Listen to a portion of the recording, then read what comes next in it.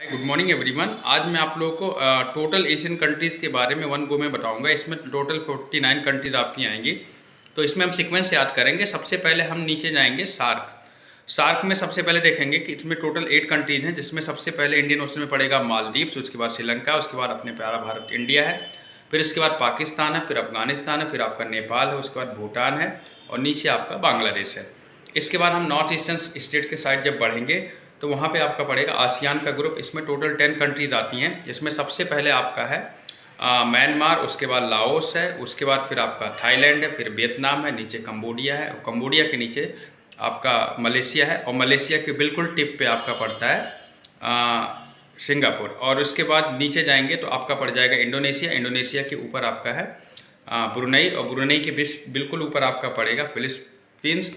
और फिलीपींस इसमें एक कंट्री और इंक्लूड करेंगे, लेकिन वो आसियान का पार्ट नहीं है, जिसमें एक आपका आएगा ईस्ट तैमूर।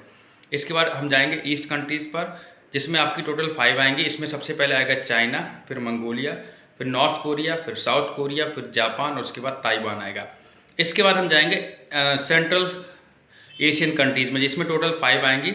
इसमें पहला आएगा तजाकिस्तान, उसके बाद तुर्कमेनिस्तान, फिर इसके बाद आएगा कजाकिस्तान, फिर किर्गिस्तान और उज्बेकिस्तान। इसके बाद हम जाएंगे कॉक्सस में 3 आएंगी। इसमें आपका आएगा आर्मेनिया, अजरबैजान एंड जॉर्जिया।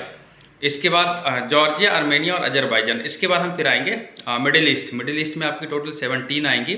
इसमें सबसे पहले पड़ेगा टर्की है, उसके नीचे आएंगे साइप्रस है, उसके बाद फिर आपका सीरिया पड़ेगा, फिर उसके बाद आपका जॉर्डन है, इसके बाद लेबनान है, इसके बाद फिर नीचे आप आएंगे तो आपका पड़ेगा फ़िलिस्तीन और उसी के अंदर आपका पड़ेगा इजराइल, फिर इसके बाद आएगा इजिप्ट, इसके बाद आपका आएगा सऊदी अरबिया, उसके बाद यमन, फिर ओमान, फिर आपका यूएई और उसके आगे थोड़ा सा आप बढ़ेंगे तो आपका पड़ेगा